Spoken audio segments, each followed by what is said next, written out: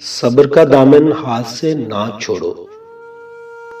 ہر کام آسان ہونے سے پہلے مشکل ہی ہوتا ہے۔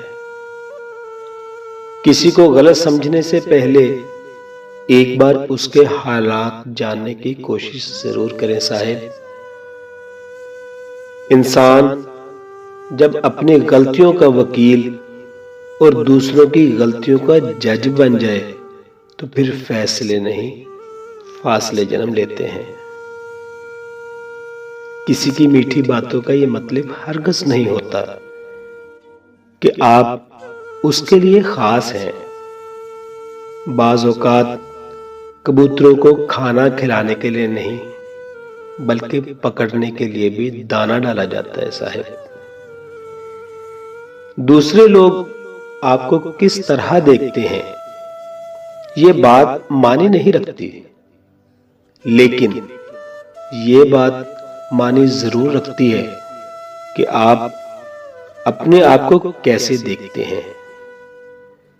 کسی انسان کی سوچ پڑھنی ہو تو اس سے مشورہ کر لیں۔ اس کے مشورے سے اس کا انصاف، نیکی، بدی اور علم سب جان لیں گے۔ زندگی میں سب لوگ رشتہ دار اور دوست بن کر نہیں آتے، کچھ لوگ سبق بن کر بھی آتے ہیں صاحب۔ جو رشتہ آپ کو بار بار آنسو دینے لگے تو سمجھ لیں اس نے اپنی مدت پوری کر لی ہے۔ مشکلات زندگی کا حسن ہے، اور جو شخص ان پہ قابو پا لیتا ہے وہ اپنی زندگی کو بامعنی اور بامقصد بنا لیتا ہے۔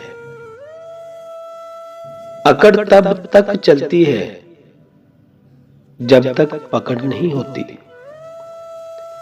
مشکل سے مشکل حالات میں بھی دن 24 گھنٹوں کا ہی ہوتا ہے۔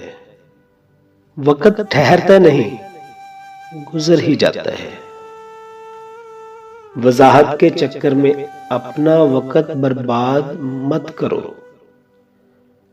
لوگ تو وہی سنتے ہیں جو وہ سننا چاہتے ہیں۔ آگ لگانے والوں کو کہاں خبر رخ ہواؤں نے بدلا تو خاک وہ بھی ہو جائیں گے۔ مثال دینا اور مثال بننا دو الگ الگ باتیں ہیں۔ مثال دینا آسان ہوتا ہے اور مثال بننا مشکل۔ اپنے ہم سفر سے اپنے جیسا ہونے کی توقع مت کرو، کیونکہ تم کسی کا سیدھا ہاتھ اپنے سیدھے ہاتھ میں پکڑ کر نہیں چل سکتے۔ خود کو سنوارنے اور اپنی زندگی کو بہتر بنانے میں اس قدر مگن ہو جائیے کہ دوسروں کے لیے آپ کے پاس تنقید کے لیے وقت نہ ہو۔ سب سے بڑا گناہ وہ ہے جو کرنے والے کی نظر میں چھوٹا ہو۔